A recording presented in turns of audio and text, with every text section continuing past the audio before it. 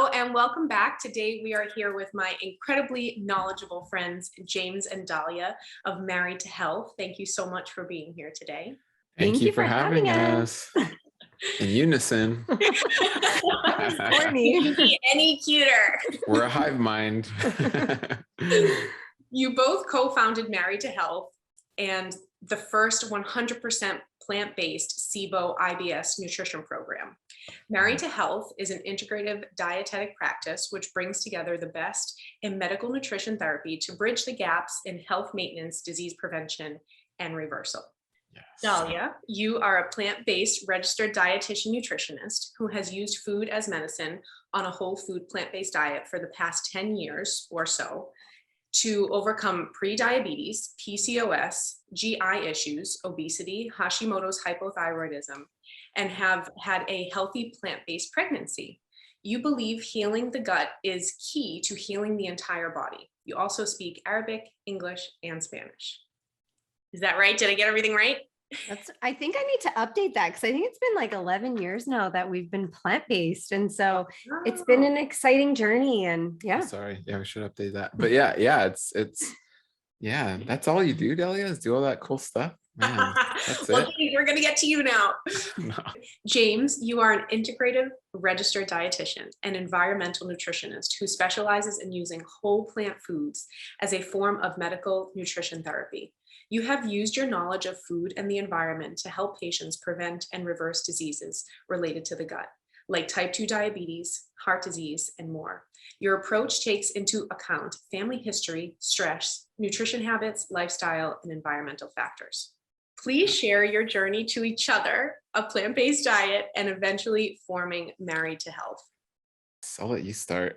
You always start with that. So my personal journey, I'll share kind of mine. And then we always like to talk about where they intersected because there's a point right at the start of our plant-based journey where our paths really crossed. But, you know, growing up in my life in a summary, I was a first generation American. My parents emigrated here from Egypt and they both worked full time. So I was a first generation latchkey kid. And my babysitter was my siblings who were around, my very elderly grandmother, and the TV. The TV was like number one for me. And as I sat there after school and watched a lot of TV, I ate a lot of highly processed foods because both my parents worked full time. Oftentimes we'd get takeout and there was kind of just this fun idea that trying all these different cultural foods was exciting. So we ate out a lot growing up. And I, of course, being sedentary and eating a lot of highly processed foods, I started becoming an overweight child, then an obese child. And I would go to see my pediatrician very often because I was sick very often. So I'd go in for my nice antibiotics and he would just comment on my weight. He would say, you need to lose weight, you need to lose weight, you need to lose weight. Here's your antibiotics, bye. And I didn't know what to do with that information. I was too young. I was too uninformed. So I would take the insult and leave sad, but just keep doing what I was doing because there was no information given with that statement. So it wasn't until I started college, I was studying psychology, and I went in actually to see an ear, nose, and throat doctor because I was having this weird sound. I could hear my blood rushing through my carotid arteries. And I was like, I don't think that's normal. So I'm seeing this doctor for my ears, thinking something's going on in my ear. And he pointed out, I don't think it's your ears. You have a huge goiter. So my thyroid was enlarged. And he said, you actually should be seeing an endocrinologist. So I went to see this endocrine specialist for my thyroid, and he ran really comprehensive blood work. So I was so blessed because, you know, they say it takes an average of 4 years, 4 to 6 doctors to be diagnosed with an autoimmune condition. For me, it took 2. It took 2 doctors. It took just a couple of weeks, really. But in this one blood panel, all those things that you mentioned were revealed. I was obese. So with that, I had prediabetes. I had polycystic ovarian syndrome. They did find that I did have an autoimmune thyroid condition. So my thyroid was highly underfunctioning. I had high cholesterol and I was 18, but I was feeling like I was 48, 58. And, you know, nowadays you see people who are 78 and look amazing, but I definitely felt like a standard American because I was really incorporating that into my lifestyle. So from there, I just for myself started learning more about healthy eating. I suddenly cared about why I was obese and why that wasn't good, or healthy for myself because it was affecting my health.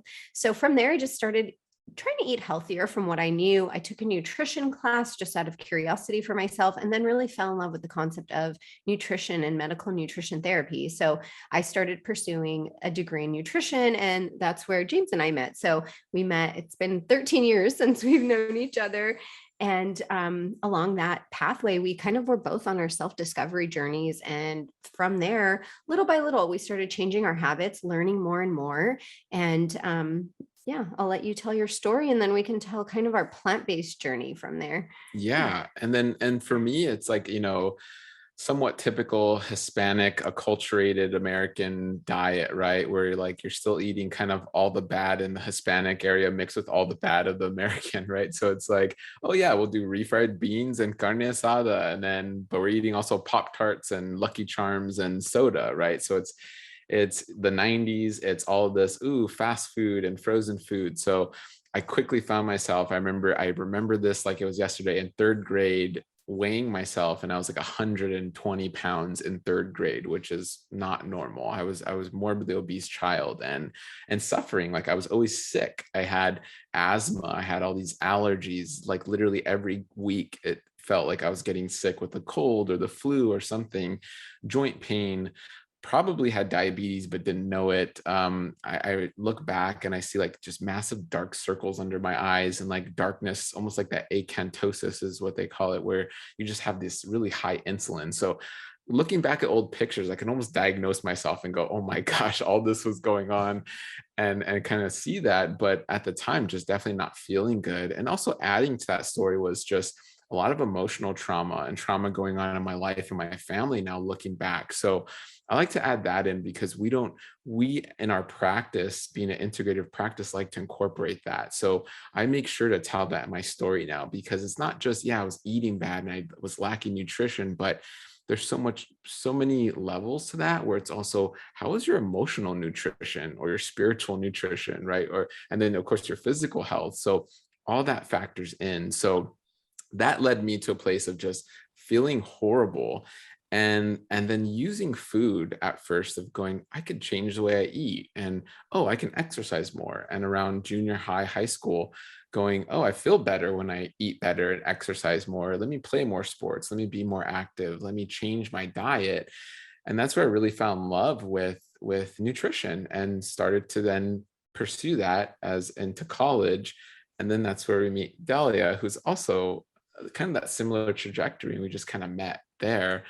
And then, but I always like to add, James was almost the opposite of plant-based. Like when I met him, he's this bodybuilding dude with no neck, and he would eat he had protein breath. I was protein based. He would just eat chicken and eggs. Like it was, and that's all I saw him eat: broccoli, brown rice, chicken, and eggs.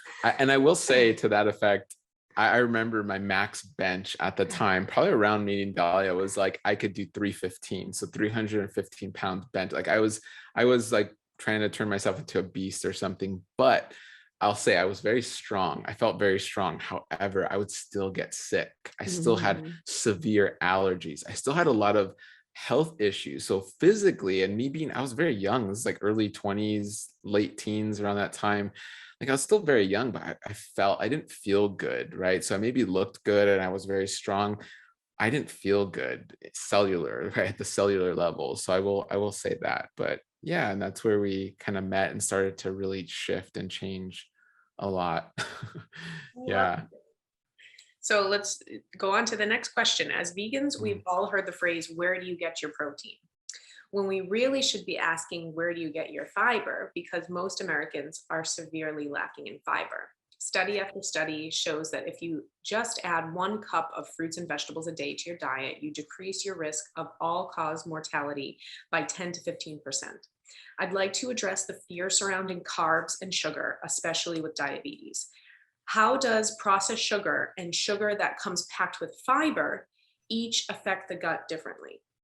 That's a great question. That's loaded. So we can spend the next hour on that. No, I'm just kidding. No, I I have mean, so many questions for you guys. I know. So let me just say, starting off, is fiber is really the essential carbohydrate. We hear of essential fatty acids, essential amino acids. And what we mean by that as dietitians or nutritionists, or maybe hear great doctors saying this, is that you can't get this from your body. You're not making this. So you have to get it externally. And we're getting that through food. Fiber is that essential carbohydrate. We don't make it in our body.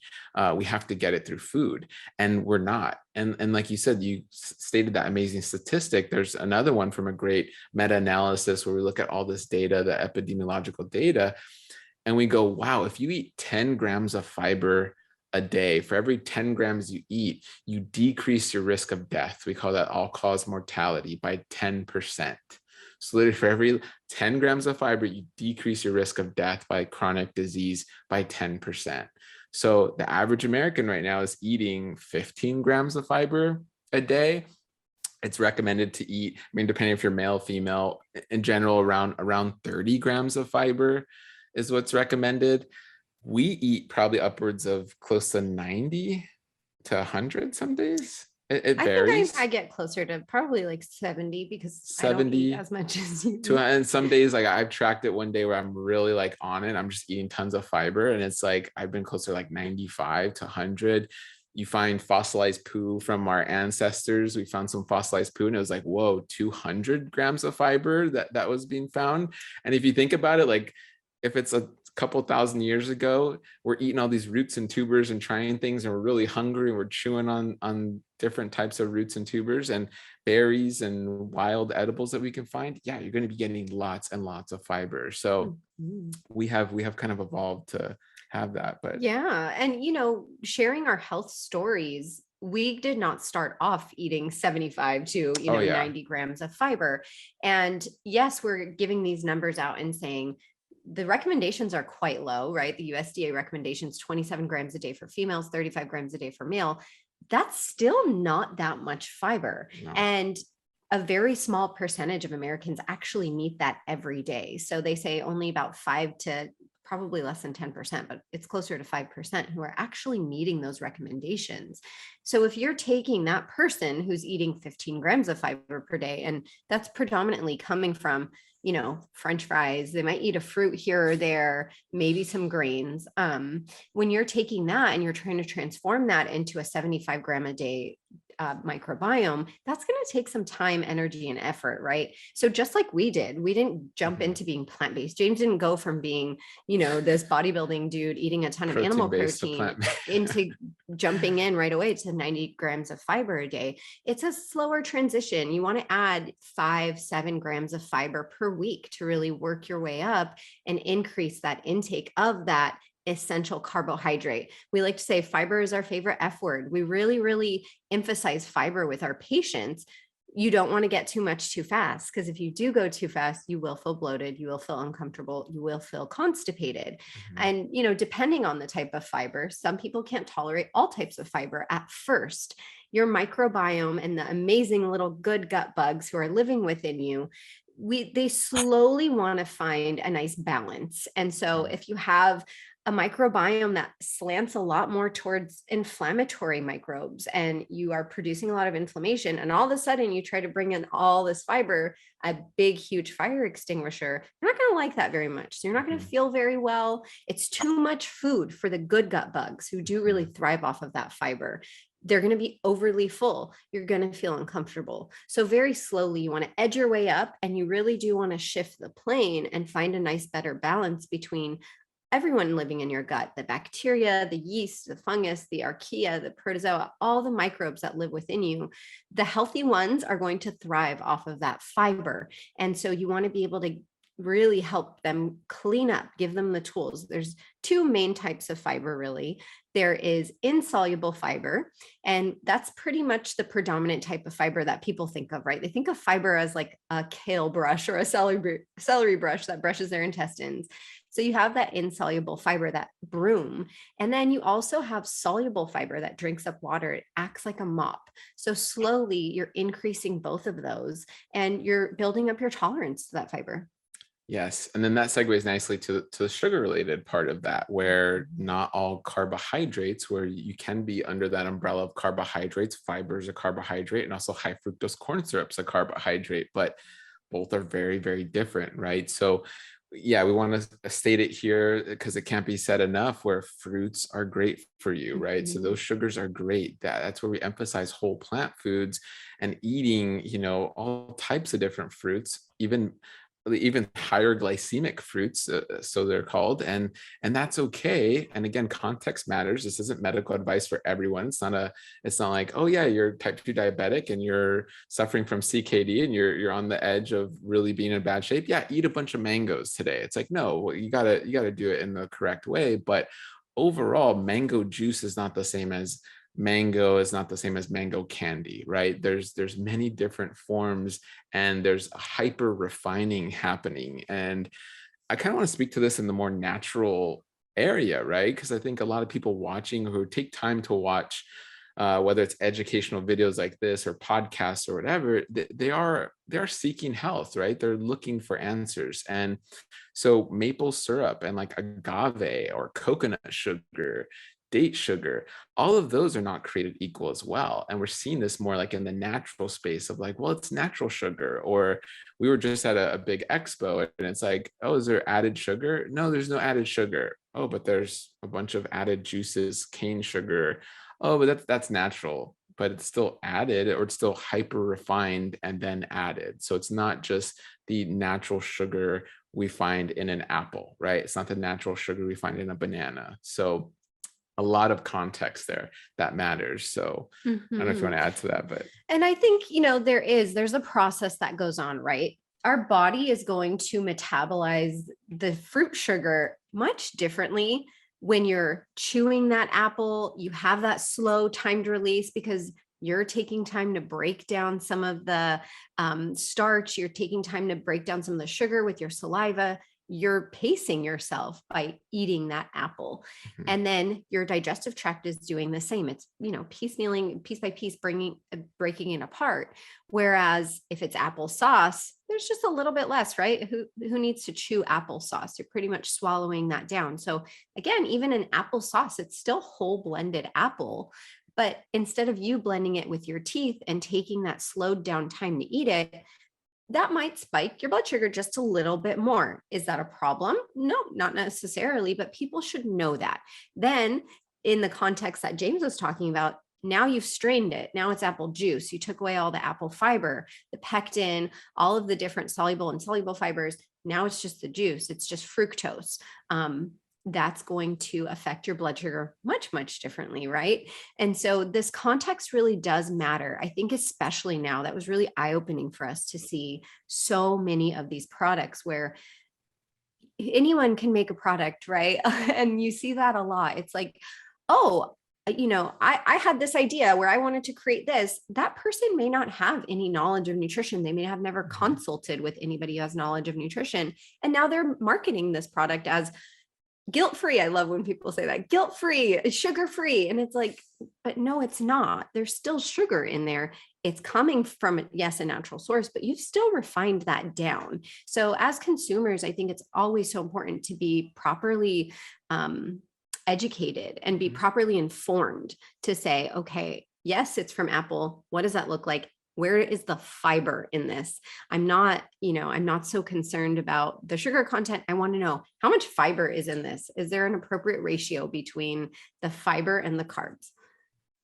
And I could keep going on that, but yeah, I mean, and then overall, just really quick, I mean, so that all that perspective will affect essentially what this comes down to is what is it feeding these microbes? And that is going to set a cascade of effects, right? So again, if you're drinking more apple juice than eating apples, you are activating different microbes. You are maybe suppressing other microbes, which then gives you less. Your microbes are there to make for you and help you recycle and do so many different functions that we're still figuring out.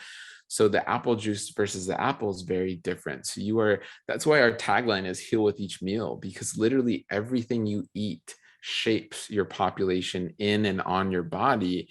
And it is that ripple effect. So every choice you make with your diet, with your drink, with everything, you are setting that cascade up and setting that ripple effect up for longevity or poor, health and chronic disease. So yeah. I like it. What are some long-term damages of yo-yo dieting, and how can people break free once and for all? Yes. Going back again, because we take a very gut-centered approach in our integrative practice, and we like to just start, really, we say gut health is the nexus of all health. So I think a lot of people go on a diet and a lot of people come to our practice first by going, I need to lose weight. But meanwhile, they've been bloated since they were like 19. They haven't had a Or great 9. Or 9, and they haven't had a great bowel movement since they're like 22. And there's all these other things going on, but they're like, I got to lose weight. And I get that. Like, that's what we're seeing every day in the mirror. Like, we're not seeing our intestines inflamed. We're not seeing like our stomach, not moving correctly. So there's like gastroparesis. Unfortunately, we can't see that. We may feel it, but a lot of people don't really know what that is. But they can see like, oh, I got a little extra love handle here, or like, oh, maybe I seem bigger, but a lot of it's bloat, but oh my gosh, I look so big, I gotta lose weight, right? So we get that. And then we go on these diets, right? Name 10. I think we all can name 10 over the last like 15, 20 years. There's so many out there. But again, like, it goes back to these extremes. We're ready to do like extreme juice fasting or extreme keto diets, or even there's like vegan extremes, right? There's vegan keto now, and there's like all these things. So really what it comes down to is like, okay, let's logically think about this here, and let's look at logical science. Science is showing us if we are eating a diversity of plant foods, we are getting a diversity of microbes that are overall benefiting our body. And so if you want a litmus test for a diet, if it's highly restrictive to the point where it's not sustainable, and then hopefully you're understanding like, oh my gosh, I'm not getting that diversity, your microbes are going to suffer. Long term, you're going to suffer. Maybe you lose 40 pounds in the first 2 months or whatever it is, but what is that going to look like in the next 2 years, right? Is that sustainable? And so typically the answer is no. It's also great to touch on body composition, or go ahead. You want to add something? No, I think that it's understanding the origins of where that diet mentality comes from. And we see this a lot in our patient population, being specialists in the gut. I like to ask my patients, tell me about your relationship with food. How would you describe your current relationship with food? That can be really telling, where they sometimes will say, I'm completely terrified of it. I feel extremely uncomfortable every time I have to eat. I have food fear. I have food anxiety. It's something that induces stress in me 3 times a day. And then we'll work backwards and we'll say, okay, when did that start? Where did that come from? That could have just stemmed from their gut issues. So whenever their gut issues started and they started feeling uncomfortable every time they ate, that might have damaged their relationship with food, because they're going into each meal almost anticipating to not feel well. A lot of my patients, though, will tell me it stemmed from childhood. So, doing things like engaging in comfort eating. And we'll ask, where did that come from? Who taught you that behavior? These are learned behaviors. So they might have been comfort eating, and that's something they've carried into their adulthood. So they're binge eating in essence on some of these highly refined, which is called hedonic eating, these highly refined, hyper palatable foods. And that might have been because adults in their lives couldn't deal with their emotions at that time. So they just said, here, let food take care of you. It's going to give you that nice dopamine, that nice serotonin drip. Just do this. May I ask that you guys explain to the audience what hyper palatable foods are? Yes, totally. Absolutely. So these hyper palatable foods are these hyper refined foods where you've highly concentrated that flavor of fat, that flavor of salt, that flavor of sugar, right? These different umami flavors that we have. They're so jam-packed into this, where we might not have that available in nature, where that's where you'll find people who roll their strawberries in sugar, because once you've tried strawberry candy, a strawberry is bland to you. So their palate has acclimated to this over the years, and that gives them a bigger dopamine drip, that gives them a bigger boost in some of these neurotransmitters that we used to think were predominantly produced in the brain, but now we know are actually produced in the gut. So these gut microbes are like, ooh, that strawberry candy really does it for me. Eat more of it, eat a lot of it, because you get that high afterwards and then you come down and you don't feel good when you feel that way. So they start to really crave these foods. So it's either, comfort eating that then makes them feel out of control, where they feel, I need a diet because I need somebody to tell me how to restrict, because I never had that self-control. And that's not on them always, right? It was a learned behavior that they've been practicing for decades sometimes. Or I sometimes have patients tell me, my parents were so controlling with food, I still don't know how to make healthy decisions for myself as a 53-year-old, or I'm 35 and I still don't know. I can't stop myself because my mom was always there telling me, you shouldn't eat that. You shouldn't eat so much of that. You need to eat more of this. That broccoli is really good for you. Oof, don't eat so much of that cake. So then they'll almost say, once I moved out, I rebelled and I ate everything. And now I still find myself in these cycles where I have good foods and bad foods. And I'm good when I eat these good foods, but I'm a bad person if I eat these bad foods. So, one thing that I like to do in those cases is encourage my patients to really just level the playing field. Like, let's not even talk about food in emotional ways like that, right? It's not a treat. It's not a cheat. It's not good. It's not bad. Let's ask ourselves, how is this going to affect our microbes, right? Is this going to be a little match in the fire of that inflammation that can be generated in the gut? Or is it a fire extinguisher, right? Is it an anti-inflammatory food or is it an inflammatory food? That's very objective. That can be scientifically measured. So there's no guilt, right? It's not, I'm a bad person because I chose to eat this more inflammatory food. It's, okay, I can handle a little mini bonfire, right? A little bit of inflammation is not going to do you in. But when you've sat there and thrown match after match, the fire might get a little bit out of control. I like to be transparent. It hits a chord because I was a hedonic eater. I'm still always maintaining that because that's how I grew up. My family used food to comfort. My family used food in happy times. My family used food to distract. My family used food to escape. And I was taught that those habits were deeply ingrained in me. So, and I think it's a lot of people, right? And we still see that today. And that's okay. It's accepting that, it's being aware of that. And but it's important to have that context. And a fun exercise, if you guys go on a search engine and just search bliss point.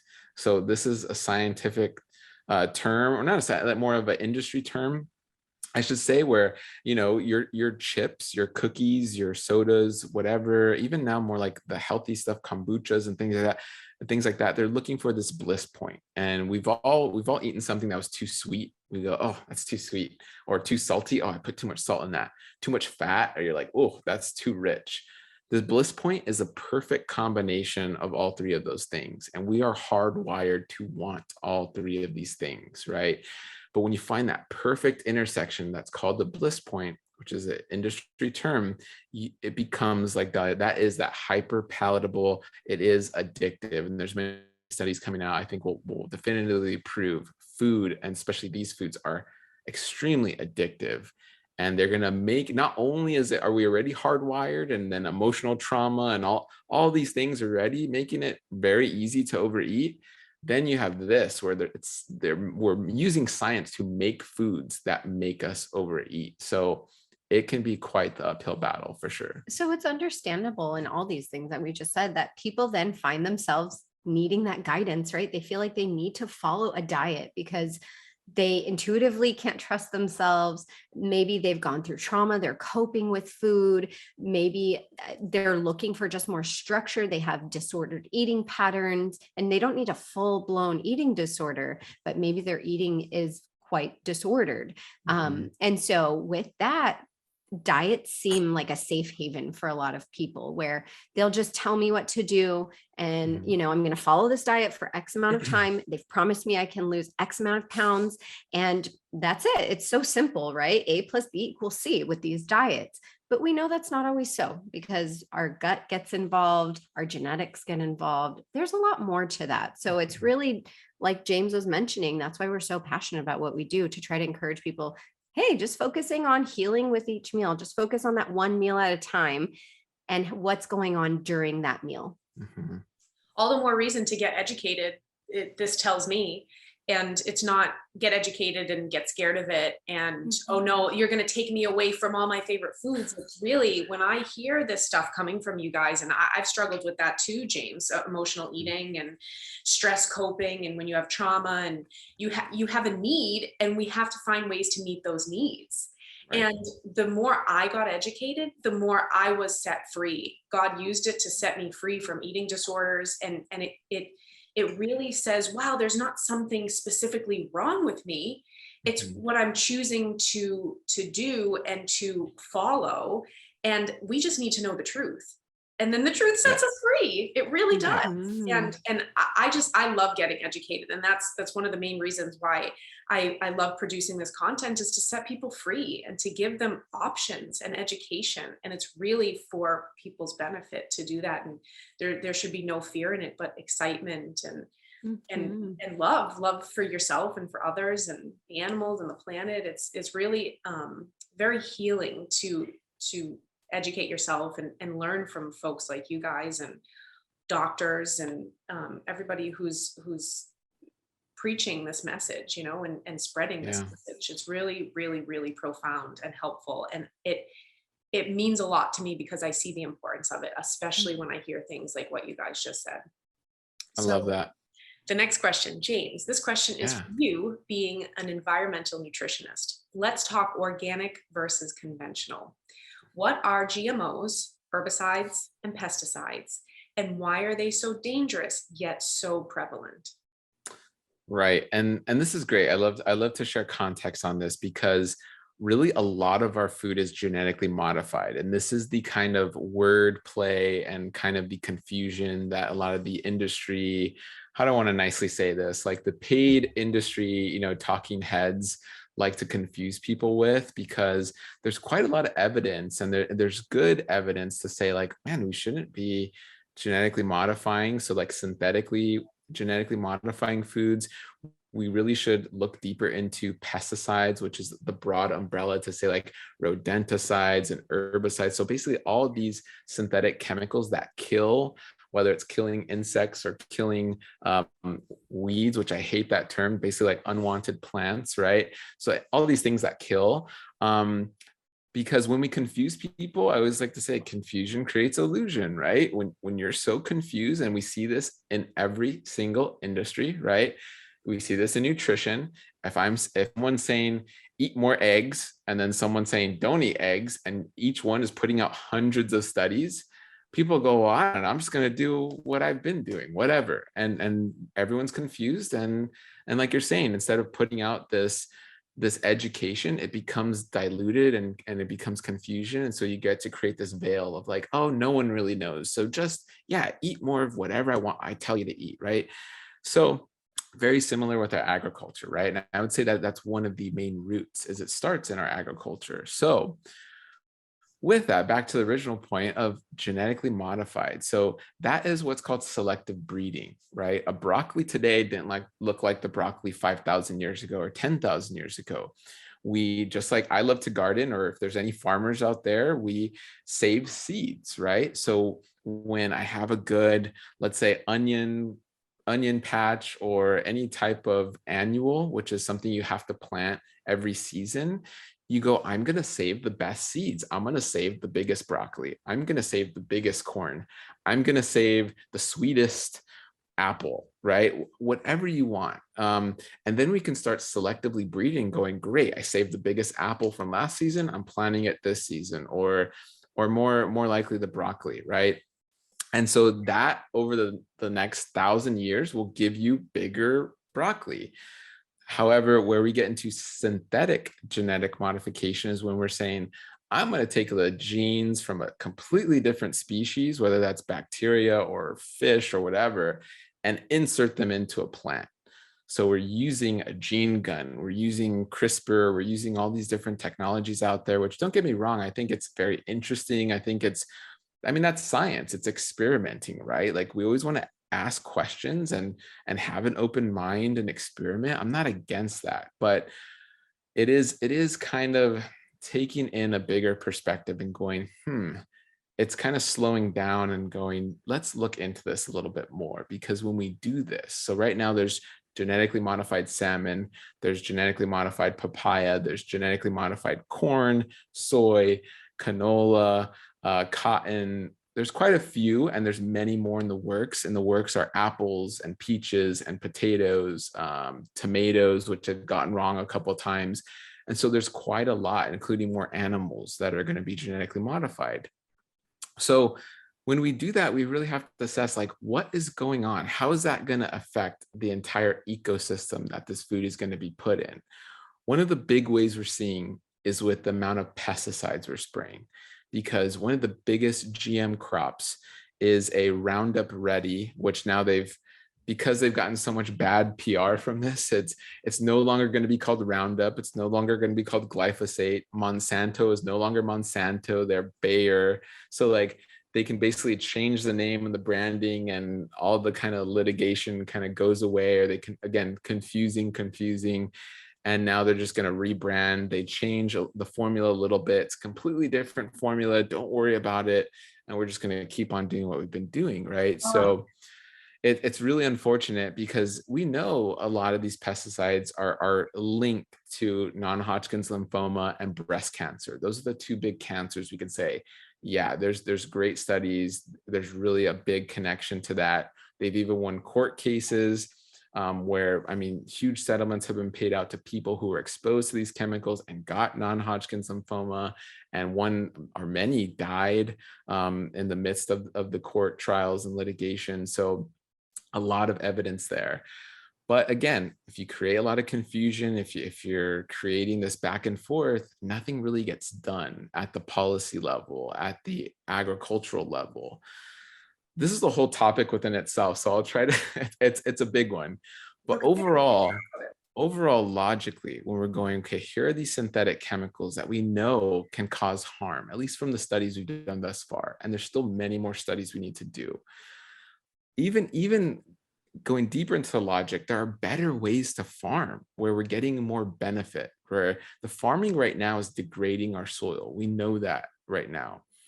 There's farming techniques we could do that helps regenerate the soil, right? That's where we're hearing more about regenerative farming. So when you look on kind of one side of the picture and going, so we can use non-synthetic chemicals, we can use more natural chemicals if needed, we can regenerate the soil, we can get better quality produce, hyper local produce. We can make sure the farmers and the farm workers are safer, not exposed to these chemicals and getting these cancers.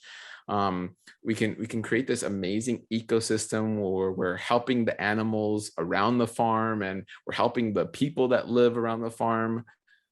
Or we could do what we've been doing, where there is more cancer, we're losing topsoil, we're creating more chemicals, and we're hurting the ecology around us. We're finding these pesticides in groundwater and in creeks down the way, and et cetera, et cetera. It's like, which one would you choose? And when it's put in that perspective, people go like, what are we doing here? Like, this is kind of crazy, right? I don't know if you have I just want to play devil's advocate, as being on the periphery of James being an environmental nutritionist, and we have an interest in this. But I think the two biggest talking points that people will use to rebut what you just said is everything's a chemical. Yeah. And the dose makes the poison, right? Those are the two main talking points that we hear. So I think that that's so important to just educate people on. And that's really motivated why we choose to eat organic. Everybody, of course, at the end of the day can make their own decisions. And we know that this also is based on budget and access and availability. So, we're not coming here saying, if you can't afford organic, you should feel guilty and you're going to be so unhealthy and you're definitely going to get cancer. If that's not available to you, still get the benefits of the non-organic fiber, because that's still going to mitigate your risk. Like James stated in the beginning, right? Still decrease all-cause mortality, cancer included. But I think it's so interesting when people come and say these things and say, no, you're fear-mongering because a chemical is a chemical and the dose makes the poison. And what I say to that is there's a term, even local scientists from UC Irvine, who's pretty local to us, and they sit on the board of a great nonprofit that started here in Orange County. Really, they came up with the term "little things matter." And so this idea of the dose makes the poison is saying, well, it needs to be really big to matter. And really a lot of these scientists came together and said, no, little things matter. And when we're talking about synthetic chemicals that don't normally exist in the environment, and this is where, again, this can go really deep, where like heavy metals, I don't want to say I'm not worried about, but like heavy metals exist in the environment, right? Mercury and these heavy metals exist. We actually need them in tiny, tiny doses, right? But when we're talking about synthetic chemicals like glyphosate, or we're talking about like dioxins, and we're talking about, you know, we can put them in this broad category of basically oh my gosh, I want to call them forever chemicals, right? There are these forever chemicals that are persistent, and they're these chemicals that, again, you wouldn't find in the environment. We're finding at small doses, and at small doses combined to have this compound effect. One, we're finding, wow, they have a reaction in the human body. And two, we don't have enough studies on this, and it's really hard to do these studies. So there's just so many questions left unanswered, and even some of the questions we have answered are very alarming. So it's not looking good. It's like, oh, there's a path that's dark and spooky, and I see blood and I see bones, and like, or there's this path where it's light and safe. It's like, which one do you want to go down, right? It's like we're kind of seeing some of the evidence right up front, but let's keep going and find out. But I can guarantee I want to go down this path and see what's down there before I go down that path, right? So it is that exploration a little bit. So, and having just more of an understanding. Also, you know, in the vegan community, there is this mindset that it's not vegan if you eat organic, right? Because manure is often used. So it's a byproduct of, yes, the awful animal industry, which we don't want to participate, but that is something available at this time. So a lot of those who are opposed to organic and are, you know, ethically vegan, they'll say, well, no, unless it's veganic, so it doesn't use any animal outputs, you know, we should not support organic at all. And so that's just like saying, if I can't eat perfectly, I'm not going to eat, or I'll just eat junk food all the time because I can't be perfect in the way that I eat. It's really making your way towards that, making strides, educating people on what veganic is, so that way we can shift it that way. We don't need to strive for perfection. You know, so many people use that phrase, like, we don't need a million perfect people. We need a million people making perfectly imperfect choices, so we can just change the plane of whatever it is. And so I really feel that that's important to keep in context as well with this whole organic conversation of, you don't have to be perfect. Not everything you eat has to be organic, right? Because that also can be somewhat of an obsession for some people. Do your best with what's available to you. You know, shop local at your local farmers market, grow things in your backyard if you can, or whatever small space that you have is perfect. We have a cool garden tower, so it's vertical gardening that we do organic gardening in, because we don't have a big backyard. Buy things frozen because it's more affordable. So there are ways where you can incorporate and infuse more organic without having to put that on yourself to say, if it's not perfect, I'm not even going to participate in it, or I can't afford everything organic, so I just shouldn't at all. Sometimes the organic frozen or the organic in season is either comparable in price. Sometimes it's a little bit less depending on where you're purchasing it. Again, the farmers market could be one of those places. So again, I think it's just being educated, like you said, Gianna, people like you who are curious to learn these things and doing your best to just, again, heal with each meal. This could be an opportunity if somebody hasn't looked into it just yet.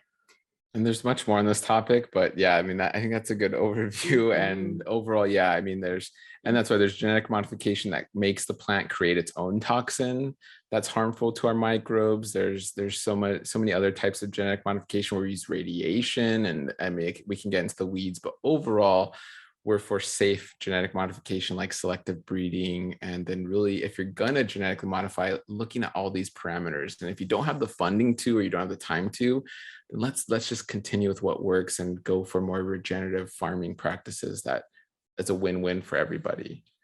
And I'm just having a thought too, like if somebody came to me and we were talking about this, I would say, why, if there are all these pollutants in the environment, like heavy metals is an example you brought up, Mhm. why flood your body with fish that there's no safe level of heavy metals in any fish? Like why give yourself even more to detoxify from with your diet? Like there are things we Mhm. can incorporate in our diet that can rid our bodies of heavy metals and combat what we're taking in from the environment, and that we have no real choice over. We can have a choice to combat those things and eat intelligently to deal with our environment too. Would that be Mhm. something that you would tell somebody? Or Yeah, and we like to be, and we get it, and that's where our practice, like I would say, I got to look at I don't know what percentage, but a majority of patients in our practice are not plant-based or not vegan, not ethical vegan, or I should say, I guess plant-based. I mean, they could be eating a We majority of attract plants, but they're vegans. not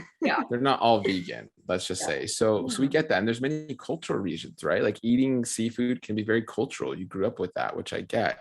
When it comes to fish, though, microplastics are a big concern, right? And I get what you're saying. Like this bioaccumulation of these toxins happen in our seafood and also our land animals, right? As you have to understand, as an animal is bioaccumulating nutrients, which it can do. And I totally agree with that. Yeah, you can get nutrients in animals. They're also bioaccumulating toxins they come across, just like we do. A lot of these toxins are very lipophilic. They love fat, so they get stored in our fat. If you think of what people love about fish, fatty fish, get your omega-3s, it's a lot of fat. So you can be exposed to dioxins, where 95% of our dioxin exposure is coming from animal products, right? Especially fatty animal products. So whether that's cheese, butter, fatty fish, cuts of beef, right? I know like what's that Kobe beef, or the one where it's like, because it has all the marbling is fat. If you're getting more fat, you're getting more of the toxins that animal has eaten, right? So it's being aware of that and going, what is my risk benefit ratio here, right? Can I get these nutrients in plant foods with less risk, or am I going to opt for a higher risk and less nutrients, depending on what you're eating, right? And this could be very different. So Not to mention, the implications that animal products can have on the gut, right? I've been giving that analogy of the matches versus the fire extinguisher. And so, like you mentioned, Gianna, fiber can be a nice binder, right? So it's that fire extinguisher that really quelches the flames. It binds to them, it puts them out, and it escorts them out of the body too. But when we are adding animal products, you're bringing in a lot more than just those persistent organic pollutants that James was saying. You're bringing in more than those environmental toxins, and the fat that can be inflammatory, the saturated fat that's in animal products that can be inflammatory. There's also antibiotics, right? The antibiotic resistant bugs that they have. So you're bringing in things like endotoxins when some of these bacteria, these unhealthy, more inflammatory bacteria are dying off in animals. They die, the host dies, but guess who thrives? These little mini toxins that are inside of them called endotoxins. So it is just a higher risk food and a higher risk way of eating. And so we know that properly planned plant-based diets, you can thrive off of them at literally any age and stage. And that's a statement put out by the Academy of Nutrition and Dietetics here in the United States. But it also can be very environmentally friendly to be reducing your animal intake. We know that there was literally just a really amazing study put out, I think by the Eat Lancet, and they showed that eating a plant-based diet is more environmentally friendly, even if you're not eating hyper locally. Still just reducing animal agriculture, that can reduce your environmental impact, your environmental footprint. So we're talking about environmental nutrition. You want to also understand how animals have their place in that. We want to understand how eating organic plants has its place in that. And I have to add this here because it's so important. I think anyone you talk to, especially more, I know we're like in the LA area, like California, West Coast. If you go to most people here, and I think anywhere really, and you go, hey, do you care about the rainforest? Like, do you care about the ocean, the health of the ocean? Everyone say, yeah. What we're looking to do, we're looking to challenge people is like, if you care about an ecosystem that could be thousands of miles away. If we're talking about the Brazilian rainforest, or some people don't even live by the Great Barrier Reef or an ocean, what about your inner ecosystem? Because we are really trying to spread the message of you are a super organism. You are, and I'm trying to paint this picture too of like the Eastern modality of like the ancient turtle, and we are living on its back and we don't even know it, and the turtle doesn't even know it, right? We are that, like we are this cosmic universe of microbes and living creatures that are in us and on us, and we don't even know it. We don't even feel it. Over It's not like 100 trillion of them. trillions and trillions. So it's not like they're talking to us and going, hey James, hey Gianna, and we're going, oh wow, hi guys, and like we don't even know it, right? But they're a part of our function, they're a part of our health, and that is an ecosystem. And what's crazy is when we take care of our inner ecosystem, we are automatically by default taking care of the outer ecosystem, right? If we are choosing more highly local, healthy plant foods, which are by default really healthy for our outer ecosystem, we are taking care of our inner ecosystem. When we're saying, hey, I don't want to consume that many plastics or phthalates or all these like synthetic chemicals, we're also going, oh wow, that's also great for our inner ecosystem, right? Whether it's spraying perfume or makeup or whatever the case is, it is affecting our inner ecosystem. This is a rainforest within us. This is a Great Barrier Reef within us. And actually, it's all of those things within us, depending what section you're looking at on the body. So it's like, if you're an environmentalist, you should be a gut loving, gut microbe loving, gut enthusiast, right? Because it's a win-win situation. So it's pretty cool to think about it that way.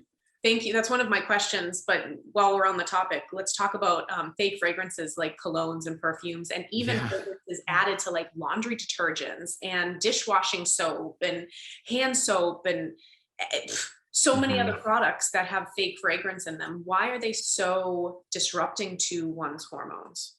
And so really that gets into the topic of like we get into the idea of like this xenobiotic, xenoestrogen, these like volatile organic compounds, where it's like, we know what the science on like aromatherapy, right? Or we use a lot of these essential oils. We know smells affect our overall health, right? So when we are exposed to these smells that are synthetic, and I don't want to say all that are synthetic, but we've identified a few, or not a few, I mean a lot, and there's just a lack of research, right? So it's like, and that's another, if you're playing devil's advocate, where it's like, oh well there's no evidence to show, and so it's fine, or it's generally recognized as safe, so no big deal. But a lack of evidence doesn't mean an evidence of lack, right? That doesn't mean, it's kind of like innocent until proven guilty, where I like to say, well, no, they're guilty until proven innocent, where we're talking about the health of kids and pregnant women and,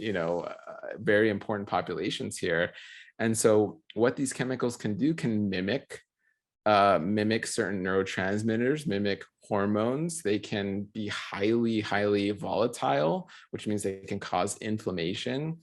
I know, as I've explored this, I'm very sensitive to these synthetic fragrances. I immediately get a headache, and a lot of it is like when I don't even really know. I'm like, I know there's that placebo effect, but there's some good studies to show that's not the case. But when I'm around someone, whether it's in the gym or I'm getting exposed somehow, or even like sometimes around family parties, because a lot of our family members don't know this, and they're, oh, it's family party, spray it up, whatever it is. Or, I mean, there's so much cologne, perfumes, shampoos, and blah, blah, blah. And I'm around that, I'm like, why am I so like burnt out? Or I just have a headache. And when I think about it, I'm like, oh my gosh, I was hugging everyone and breathing all that in. I don't normally do that every day. And I'm like, oh, I can feel it. So for a number of reasons, and that we have a nasal microbiome, we have an oral microbiome. Those microbes are being affected by these chemical interactions on a daily basis. So, our lungs are designed to expel toxins. So when we breathe them in, whether that's diesel exhaust or perfume, it's not ideal. It's like moving things backwards, right? The lungs are like, hey, I'm supposed to get crap out, not bring it in. So what are you doing here? So when you're constantly bringing it in, you start to get chronic inflammation. You start to disrupt your lung microbiome, which we know exists and is affected by your gut microbiome. So it's a domino effect, a cascade of just a reaction that can occur for sure. Your immune system certainly will start to recruit more and more and more soldiers. So it went from just having an occasional exposure and being assaulted by it and feeling fatigued or having a headache to now you have chronic joint pain, you have chronic asthma, you might have some other type of chronic disease, whether it turns into an autoimmune disease or not. These small little things, like you were saying, they can end up adding up and really be triggering for your immune system. So these different microbiomes can say, okay, I went from being balanced to more inflammatory, more matches. It's a full on fire. We've exploded. And then things start to kind of go haywire from there a lot of times. And a lot of these we find out from animal studies. So a lot of these fragrances and perfume, whatever, I mean, you name it, are done on animals. And really from these animal studies, they've coined the term slow poison, right? So we think of poisoning as like this acute, immediate thing, like call poison control, call this. This is a slow, extremely slow poisoning where it can happen over a long period of time before we really find out it's happening. It can also be transgenerational. And this is really encompassing all of these persistent organic pollutants, including fragrances and phthalates and all these things.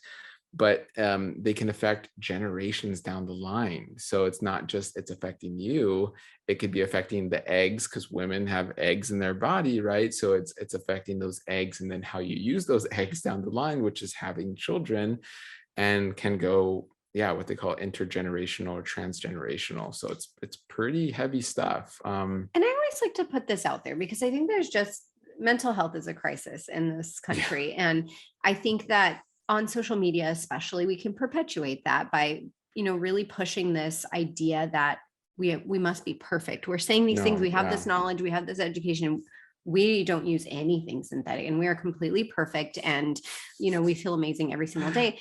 That's not the reality, right? Like sometimes we're traveling or sometimes, we might not have our kitchen or whatever, so I always like to kind of wrap up this topic by saying, again, we are not perfect. We like to sometimes enjoy, foods maybe that aren't organic when we go out to eat, or, maybe not 100, maybe 98% of the stuff we use is synthetic free, but maybe we're not quite there yet. And maybe we'll never get there. And we found peace with that. But I think it is, again, really asking yourself that question. Do I have more matches right now in my body, or have I brought in more fire extinguishers? Am I really making sure that my body can handle that occasional, what James described, a family party? I had more fire extinguishers available. So yeah, I felt the flames a little bit. I felt the fire, but it quickly quelched. So really just asking yourself, what do your habits look like right now? What do you have the power and the resources to change? And how will that impact the way that you feel versus how you're feeling today? Okay. You've had Hashimoto's thyroiditis. Please take us through the details of the nutrition and lifestyle modifications you made to heal from this autoimmune disorder in addition to PCOS. Yeah, I love talking about this because I see it so underdiagnosed in women. I actually just had a patient literally yesterday who has known that she's been hypothyroid for about 15 years.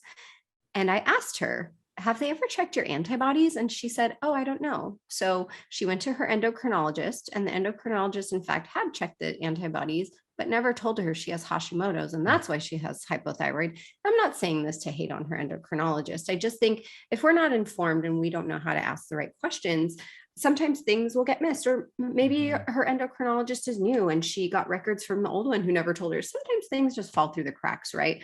Us as providers, they might have seen someone else before and you think, okay, they're informed, they know.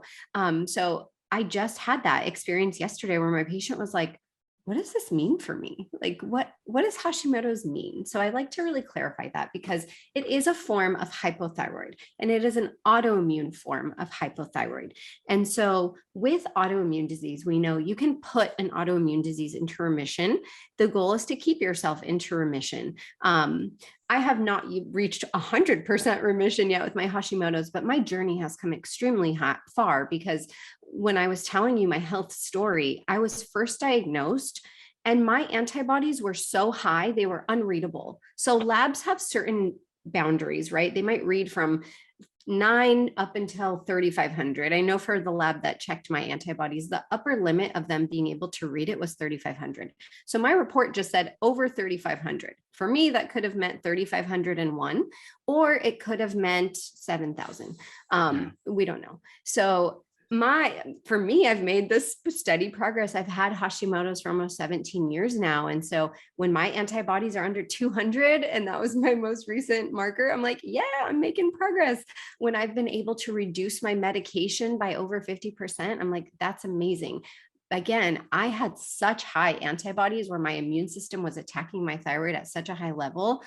I don't know if I will ever get off medication. It's probably not. My body was damaged, just like in type 1 diabetes, right? Sometimes the immune system just attacks an organ so severely, you might not be able to survive or thrive off of a medication. Some people, though, they're diagnosed and their antibodies might be 20. That's not too high. You want them to be less than 9. So if you're at 20, you definitely have that opportunity to make it to less than 9. And you can probably keep yourself there where you will have Hashimoto's for the rest of your life, but it's in remission, right? You're not symptomatic. You don't have continued further disease. And you might not even require any intervention. So for some people, if they're able to reduce the assault on their thyroid, and it was never that much of an attack in the beginning, some people can work with their care team, their medical providers, to get off of medication. So there are different ways to try to manage that. Again, you want to replace what was lost, and that's where thyroid replacement comes in. So a lot of people will take thyroid medication like myself. And that can look different for everybody in what form that they take. But in addition to that, there is a growing small body of research. There's not a lot on Hashimoto's, but there is some interesting evidence against some nutrient deficiencies that really can spur, first and foremost, leaky gut, right? Intestinal hyperpermeability, or these different microbiomes that we have throughout our body being permeable. So let me break that down, because our intestines, people think of our gut and our gastrointestinal tract as a super strong organ. Like it must be really thick and does so many amazing things. It's not. It's one cell layer thick. It's skin. So we have this skin that it surrounds from mouth to anus, right? Our esophagus, our stomach, small intestine, large intestine. So we want to protect that, right? Because in our stomach, we have acid. And then there's a lot going on. There's a lot that is being housed and a lot of operations happening in that whole system. So we have this beautiful layer of mucus that lines that layer of skin, that gut epithelium. And so in a lot of cases, I'm sure in my case, right, first you damage that layer of mucus, then the skin gets damaged, right, gets cut, and it's not healing because you keep assaulting it, you keep throwing in matches in it. And so that was probably my case. When I was diagnosed, my habits were not very conducive to great health. So when that's happening, all these food proteins are leaking out now. Instead of being contained in my gut, they're leaking out into my bloodstream. My immune system's like, what is this? What's happening? And so it's then starting to overfire. So this can happen from food. This can happen from chemicals. This can happen genetically, that the switch can be made. This can happen from various things that might induce an autoimmune condition. Stress is a huge match. Stress can add a huge fire. But then your immune system starts to respond to all these matches and the damage. And it tries to kind of help and mitigate, but then sometimes it goes haywire. So my immune system went haywire and it said, I don't know what's going on. Let me just attack the thyroid. And so from there, I had Hashimoto's. And with that, like I was saying, research has identified that if we can replete some of these nutrients, and a lot of them are important for the gut to kind of heal up the lining, rebuild the mucus, but a lot of them are important for the thyroid. And so when we're able to replete certain fat soluble vitamins, A, D, E, especially when we're able to replete some B vitamins that can heal the thyroid, that can help the gut, or that can support them rather. Certain compounds like inositol is a really important amino acid, where that inositol can help kind of calm our nerves.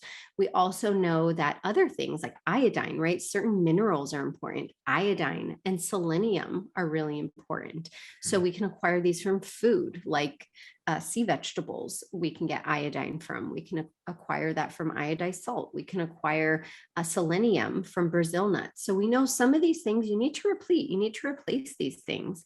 And then we also know that in addition to that, healing up the gut is important. So again, shifting the plane of your microbiome is going to be really important in autoimmune disease. I think that was one of the biggest drivers in my case for really reducing my dependence on as much medication, for really helping to decrease the attack. And for a lot of my patients who have reached remission, that was a huge driving factor, because now your immune system's not exposed to this constant protein of food that's not supposed to be there. It's able to kind of calm down and stop attacking itself. So decreasing stress is so important as well. So there are certain and lifestyle modalities that I've incorporated for myself that I educate patients on as well. But the gut is often the very first step. And what helps the gut helps the thyroid. So and helps everything else. So it ends up being this beautiful relationship where we're working on mental health, we're working on sleep, we're working on stress, we're working on nutrition, but it can be so important. And not just for my thyroid. So my thyroid hormones were off and all of our hormones work together. I probably, again, not only was outputting not enough thyroid hormone, but my gut was unhealthy. I didn't have capacity in the affinity to properly excreting other excess hormones. So when my thyroid was off, that probably also offset other hormones, not to mention the fact that I was obese and fat cells can produce their own hormones. So I had this low level of thyroid hormone. I had an excess level of estrogen. And then my body was also converting some of the excess estrogen into testosterone. And I wasn't able to bind those in my gut. I didn't have the proper fiber to help me bind those. I wasn't having regular bowel movements. I know I had actually fatty liver. I forgot to throw that one in there. I had fatty liver too. So I didn't have a healthy liver to help me recycle my hormones in a healthy way. That all then led me to being diagnosed with polycystic ovarian syndrome. So again, we think that all these things are separate because we might see separate specialists for them. Like my endocrinologist is not necessarily gonna address my fatty liver. Maybe they will, maybe they won't, but you tend to see different people for this, but they're all interconnected. And what we have found in our research is the connection point for all of them is the gut. So let's start there. That's where I started. That's where I help my patients start. And it has just been so transformative. And science is really catching up to this. And we're really starting to see more research on the gut microbiome, talking to our endocrine system. We're seeing our gut microbiome really speak to our vaginal microbiome. We're seeing that speak to so many of these other organ systems in the body. I think that transitions nicely into the next question. What is the difference between autoimmunity and allergies? Is there a gut allergy connection? Short answer is yes. Yeah. Yes, 100%. And I'll and then, yeah, a lot of what Dahlia mentioned really ties into all of that, where your gut is also helping you break down histamines. A lot of the key enzymes that help with this are found in the liver and in the small intestine, right? So again, if you're having all these issues, whether it's it could be a number of things, gastritis or thyroid issues, or you're constipated or too much diarrhea, or all these issues, these symptoms going on, you are affecting your enzymes, you're affecting your hormones, you're affecting obviously your gut microbiome, which is the nexus of all of that. So it's important to understand that, yes.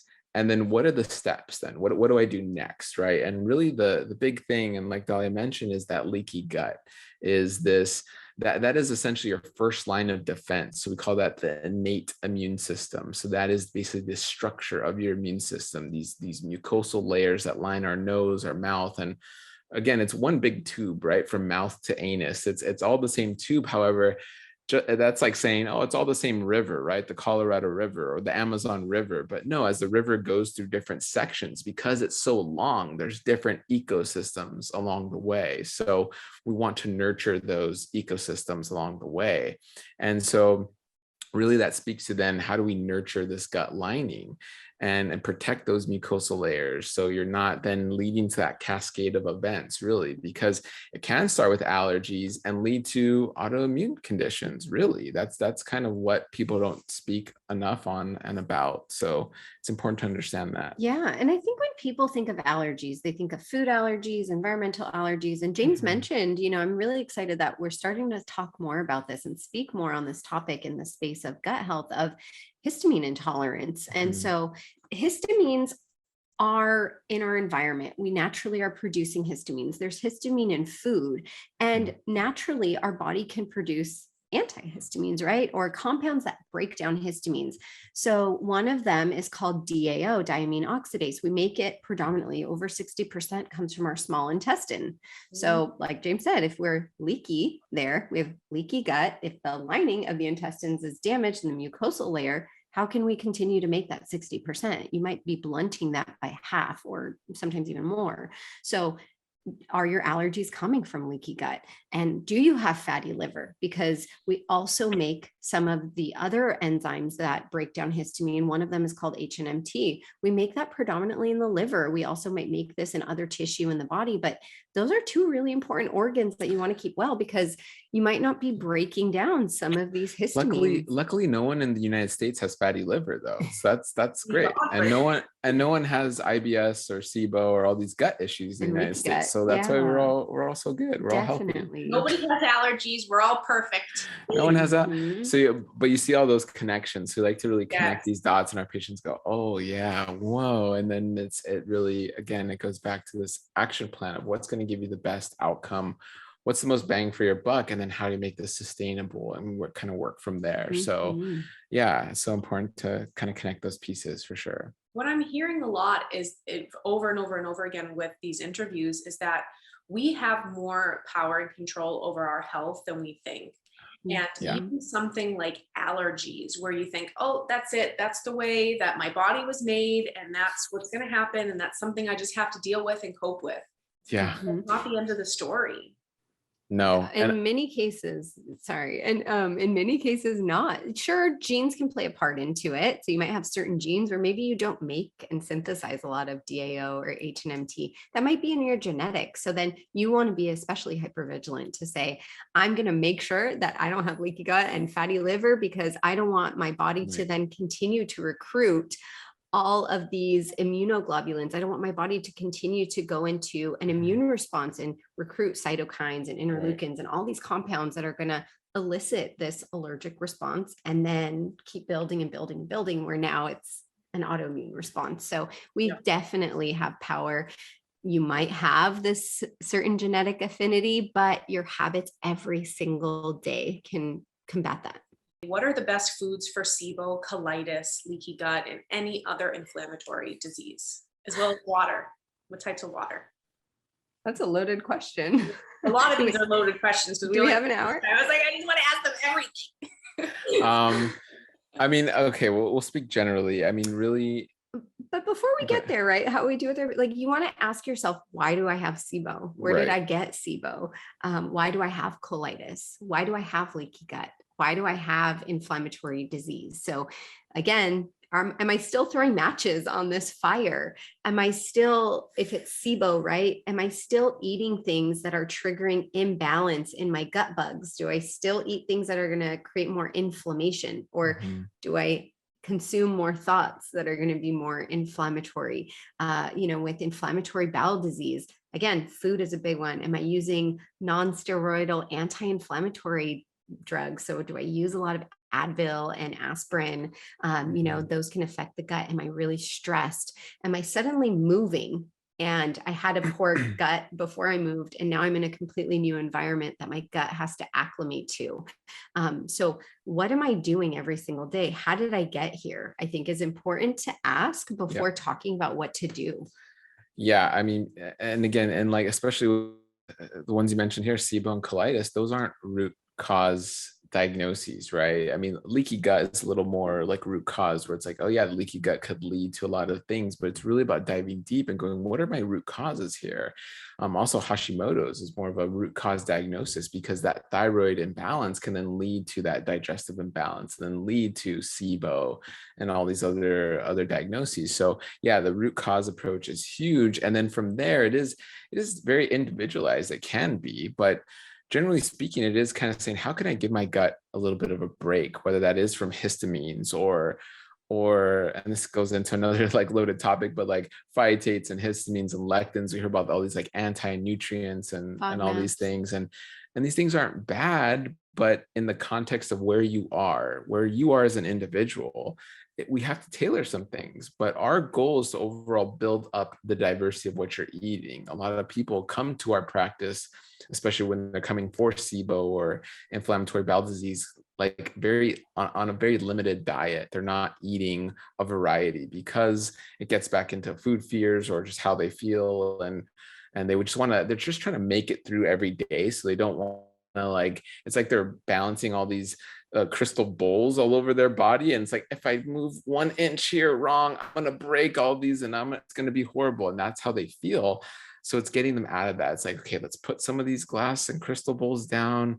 Let's not carry so many. Let's get you back into a normal, healthy routine and build back that gut strength and that really your tolerance of these foods. Again, it goes back to heal with each meal and just kind of build back that barrier so you're stronger and feel more confident, then increasing that diversity over a course that works best for you. Mm-hmm. Yeah. Okay, we're almost towards the end here. Dahlia, you had a vegan pregnancy and you are both raising your daughter, Layla, who I absolutely love and adore, vegan. What advice can you give us on vegan pregnancies and infant and early childhood nutrition? Ooh, I love that. So James had mentioned that all of our eggs that we're ever going to have are formed when we're 4 months old. So he mentioned that, when grandma is pregnant with mom, once mom is 4 months old, you're in there too with her. So, being very mindful of this inheritance that we're going to pass forward is so important. So it starts with pregnancy, really, that you want to be mindful of your choices. I think, again, as we do here in this beautiful country, we kind of glorify pregnancy as this time of like, it's a free for all. Eat what you want. You're eating for two. And that's not so. And if that, it is so, and it's not so. You're not eating for 2 grown adults, first of all, so you don't need that many calories. Right. And then, yes, you are eating for 3 microbiomes, right? Because you have your child in there, you have your grandchild in there. So you're actually really supporting 4 microbiomes, no pressure if you're pregnant. Wow. So you really want to ask yourself, again, how can I heal with each meal? So continuing to incorporate these gut friendly foods is so important, especially during pregnancy, because that's going to pass on information to baby's developing microbiome. We used to think that, through the placenta, everything was sterile. None of the microbes passed from mom to baby. Now we know that that's not the case. Your microbes as a mom, when you're pregnant, those can be passed on to your baby. So if you have a more inflammatory microbiome, if you've had more matches in yours than fire extinguishers, that's going to get passed on to baby in many cases. And then depending on how you're delivering, that can also pass on either healthy or unhealthy microbes through your vaginal microbiome. So during pregnancy, it is really important to be including a variety of whole plant foods, right? So fruits, vegetables, nuts, seeds, beans, grains, legumes, herbs, and spices. And then certain nutrients you want to be just a little bit more thoughtful with. So you are going to need extra protein during pregnancy. You are going to need, depending on where you are, which trimester you're in, some extra calories, not a huge amount. And then when you're breastfeeding as well, you're going to need extra iodine. You're going to need extra iron. You're going to need a little bit of extra vitamin D. You might need a little bit of extra omega-3, because again, you're nourishing that new microbiome. You're nourishing that new extra person. So you want to give them these certain nutrients. So taking a really good prenatal multi is important for pregnant moms. Having an omega-3 with that is really important for pregnant moms, making sure your vitamin D levels are sufficient. That's going to be super pregnant. Being active during your pregnancy, one, not only will make your pregnancy and delivery easier and less painful, but 2, you also will improve your gut health. when you're moving and when you're exercising. So again, what's good for your gut is good for those 3 generations after you. So that's something that's important during pregnancy. You're carrying that on also afterwards. We're huge, huge, huge proponents for breastfeeding. So that was so important for me to be able to breastfeed Layla. And might I humbly share this because we both were working with pregnant women at the time. And I, I'm sitting there saying, breastfeed, breastfeed, breastfeed. And I didn't have the context to always understand why people weren't breastfeeding. It's like, okay, I get it. Partner doesn't support it, or you're not producing milk, or, everybody has their reasons, or some people choose not to. But for some of my patients, they'd be like, oh, it was so hard. I tried. It was so painful. It was so hard for me. And I say that and I'm glad it was, because it gave me such a perspective that I never would have had. I think I never would have gained that insight. I had to be induced because of my wonderful autoimmune disease. I had low amniotic fluid. So I had to be induced 2 weeks early to deliver Layla because she had no amniotic fluid to swim in by that point. And so at those last couple stages in pregnancy, that's when some of the tissue kind of releases. So certain little tissues that make your mouth more mobile, they'll release, just like our fingers at one point were webbed, right? And that tissue released during pregnancy. So Layla was born 2 weeks early. So she was born with a tongue tie and a lip tie, meaning she just couldn't flail out her lips as widely as you want to when you're trying to latch. Her tongue couldn't jut out of her mouth as much as you want it to when baby's trying to bring breast milk into their mouth. So it was so painful for me. So she was diagnosed with that tongue tie and the lip tie early on. Having a thyroid disease, I'm already kind of predisposed to producing a little bit less milk, but I was pumping. I exclusively pumped in her first month of life. I saw 6 lactation consultants in that, first couple months of her life, just to make sure when I was pumping or when I am breastfeeding her, how much is she able to efficiently transfer? But my nutrition was so important at that time because I knew I was shaping her taste buds at that time with what she was tasting in my milk. So again, that's shaping the microbiome. Also, we have this beautiful type of carbohydrate in our milk called human milk oligosaccharides. So they're these long chains of sugar. Those are so, so, so important for the formation of a healthy gut. So that I was so, so determined to breastfeed. I'm so humble and I'm so glad I went through that struggle. I ended up breastfeeding her till she was 2.5. And she didn't want to stop. Yeah. She would have gone till currently 7. She'd still be breastfeeding for sure. Homegirl still talks about it. But a video of her with her doll baby too. It was so cute. Yeah. So she's all about breastfeeding. Like we've, told her about the benefits. So if it's available to women, I'm a huge, huge, huge proponent of breastfeeding. And during that time, you want to make sure, because you're not sleeping. So you want to make sure you're nourishing yourself properly. Do your best. Prepare frozen meals before you deliver that baby. Get meal delivery. Ask your partner to help, or your family if you don't have a partner in your life. Make sure you're nourishing yourself, because how are you going to make enough breast milk if you're not even eating enough? Totally. Or it might not affect the baby. Maybe you are going to make that breast milk. That's why they call them leeches, right? The baby will get what they need, but they're taking it from you. So do it for yourself to eat enough, right? To continue taking your prenatals, and to just continue to nourish yourself while you are breastfeeding, because that's so, so, so important for yourself, for baby as well. And then, with early childhood nutrition, I think that gets shaped in utero, right? While I was pregnant, I think I shaped Layla's nutrition decisions a little bit while I was breastfeeding her. And then we introduced her to whole plant foods early on. And we like to kind of maintain a home, and, different people think differently about this, but I kind of like to just say, okay, we might eat foods that are a little bit more inflammatory when we're at a birthday party or when it's an occasion, but I don't like to keep those things in my house. I just, again, out of sight, out of mind, especially for little kids. It's not that we're putting them on a pedestal and we're not saying, oh, you have to eat this whole plant food when you're home, and then you get this amazing stuff when we're out having fun days. It's just saying we're healthy, how many 20 out of 21 meals of the week, and we feel good, and we eat that way because we know we feel our best and we have more energy and time to love each other and spend time together. And then we're going to have some of these other foods when we go out. So we don't keep those foods really in our house. And so for Layla, she's grown up eating these whole plant foods. Does she eat perfectly? No.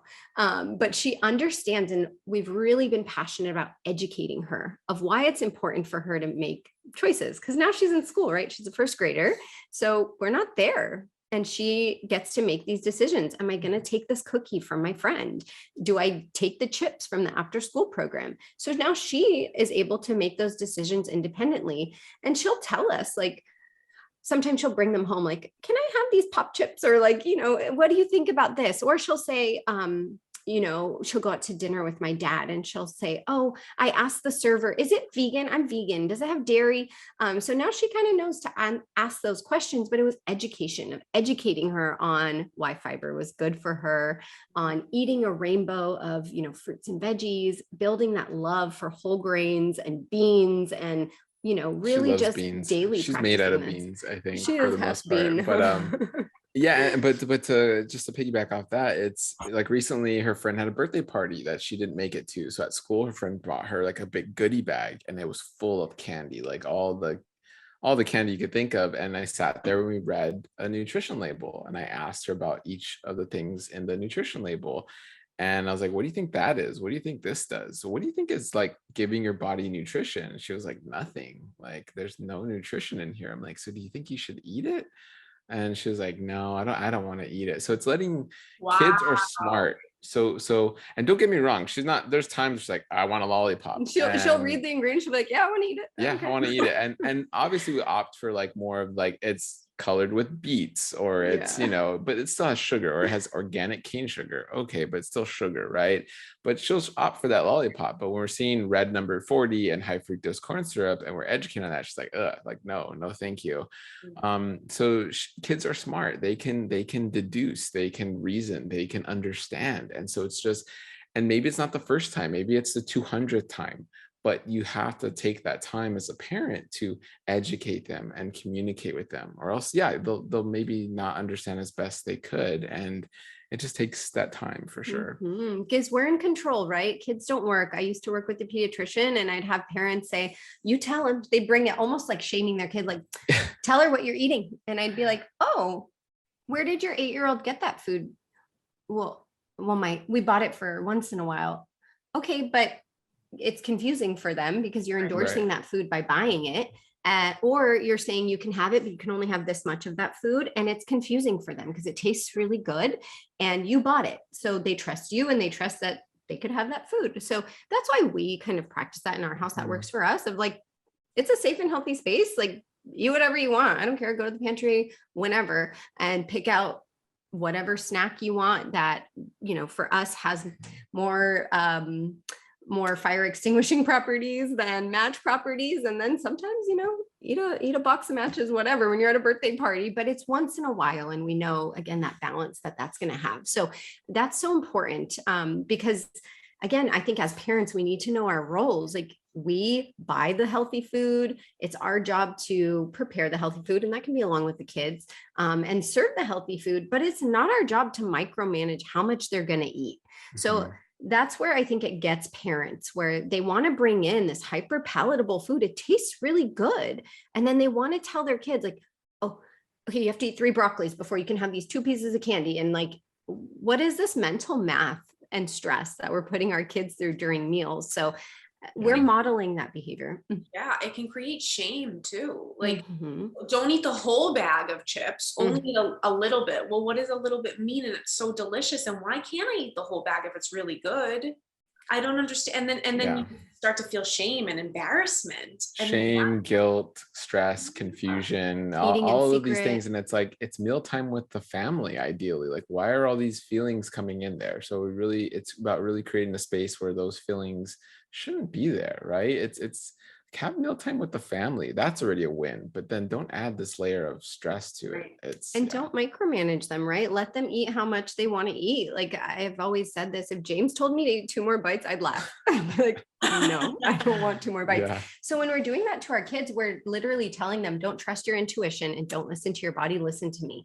So that's something that's so important for us, where if Layla's growing, only she feels that. I don't know if she wants 3 bowls of dinner, then eat 3 bowls of the dinner. Which, Or, that was last night. She had last 3 night. bowls of soup. Yeah. And, we're almost not every like, yeah, that girl can eat, but we're never like, you're still hungry. No. Cause that, we don't want to shame her. Or some days she's not hungry and it's like, oh, okay. But we do You're not reframe hungry. it in, are you satisfied? Mhm. So that's much better than, are you still hungry? Or Are are you you full satisfied? yet?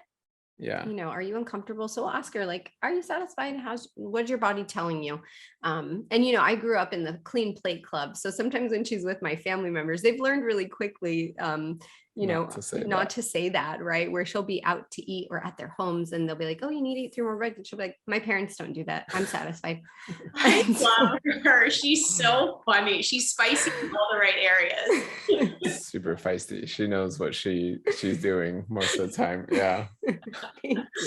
Okay, let's talk about the brain gut connection. 60 to 70% of our neurotransmitters are created in the gut. How does this influence our emotional state, food cravings, and overall well-being? This is also a nice transition from the last question.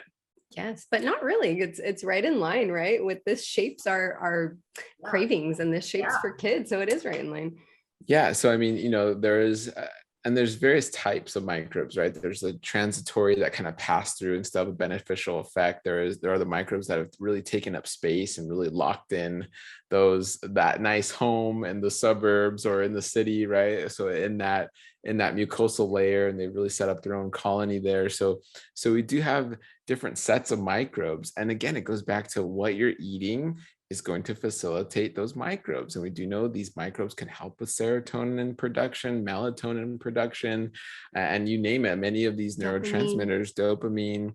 And so there is, like you've mentioned many times before, like there are more pathways going from the gut to the brain than the brain to the gut, where we're thinking, oh yeah, the brain is this, which it's a huge epicenter, but really we're calling the gut the second brain, where that is another massive epicenter. What I would even say, again, that's why the nexus of all planetary health is the gut. We're confident to make that statement.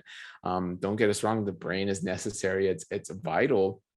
But we're noticing, wow, the chemicals that help the brain function are mainly coming from the gut. That says something, right? That's pretty amazing. So again, going back to the foods you're eating will literally either protect these cities, these worlds of microbes that are helping with these beneficial neurotransmitter production, or it'll open them up to be removed forcibly, like they're getting evicted, right? And so some of the other microbes or some of the other, what am I thinking of? More of like the hyena type, right? The rat type, where they're very predatory or they're very opportunistic.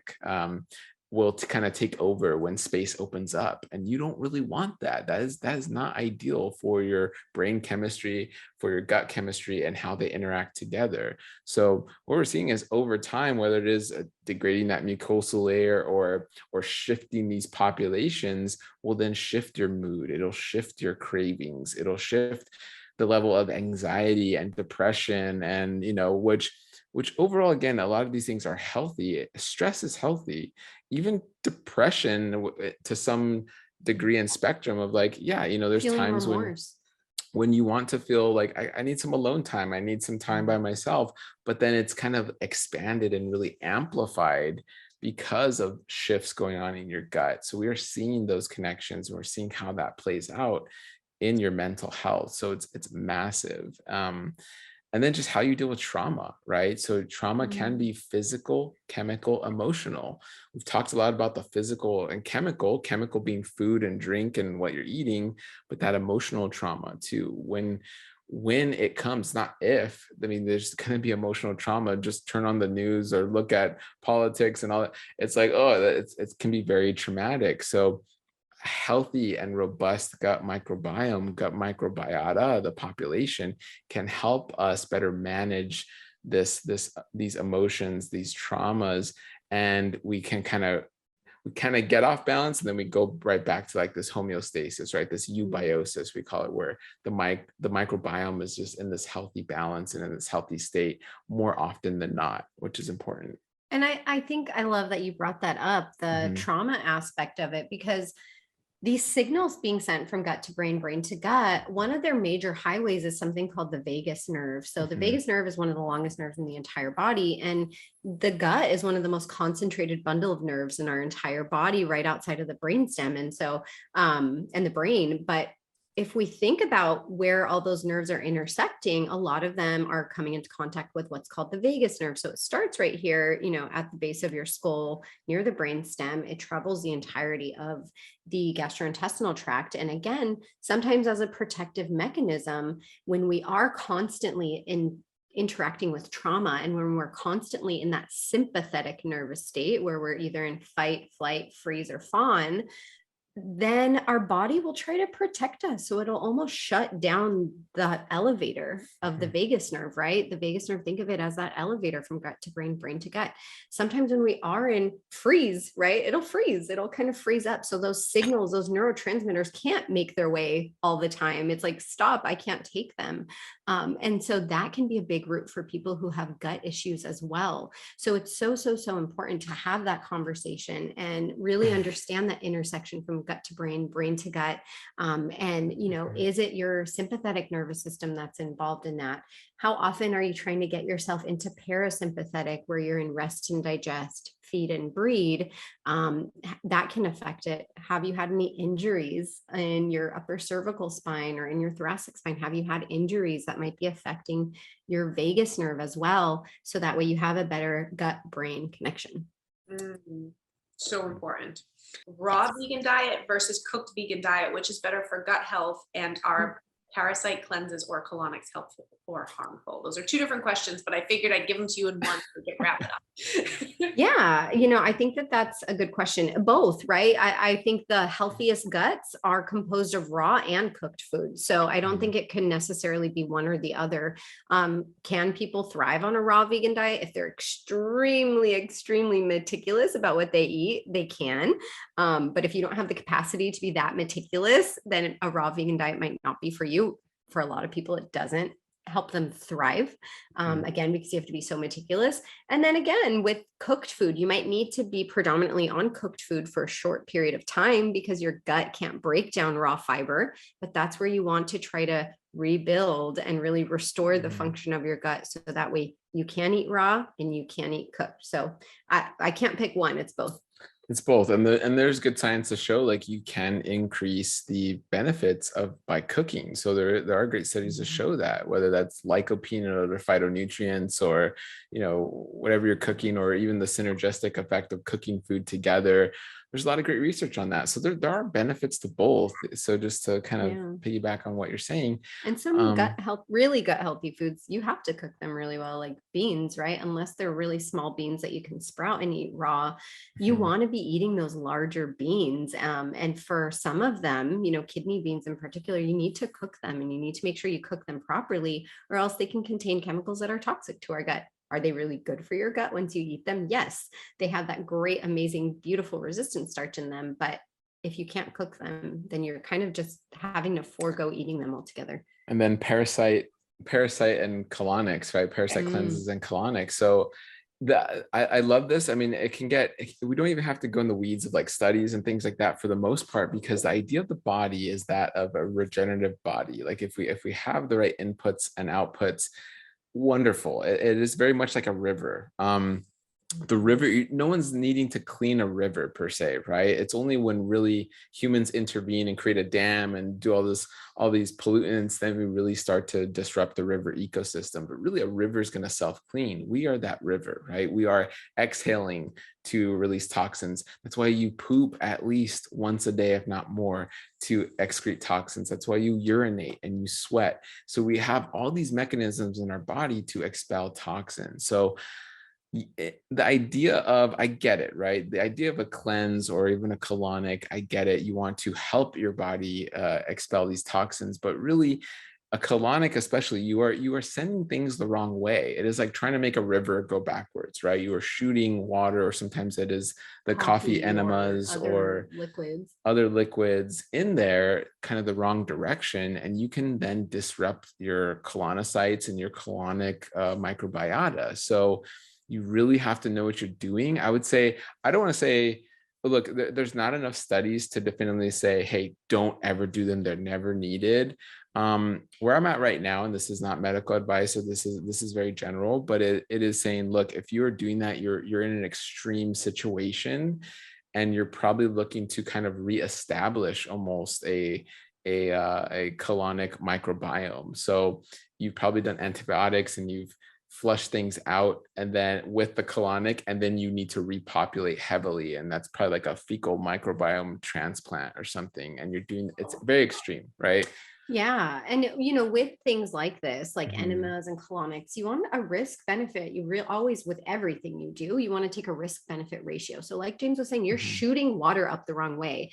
And again, it's getting shot. The goal is in just the colon, just the last little part of the digestive tract, but it's all connected. So, when you're shooting it up the colon, if you don't know what you're doing, it could open that little door into your small intestine. Then someone might end up with SIBO, right? Small intestinal bacterial overgrowth, because you've opened the door. Now you've shot contents that are supposed to be in your colon, microbes that are only supposed to be in your colon. You've pushed them into your small intestine.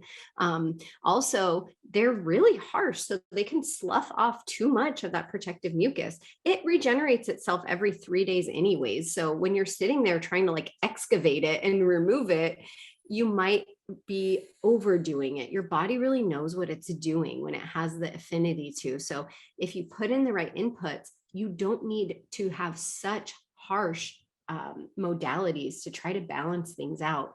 Are there cases where, yeah, maybe you need a little bit of an enema because you're so constipated? Do it in a healthy, supervised way, or consult with your medical provider. But why did you get there? why Right. why aren't your intestines moving? Why are you so backed up?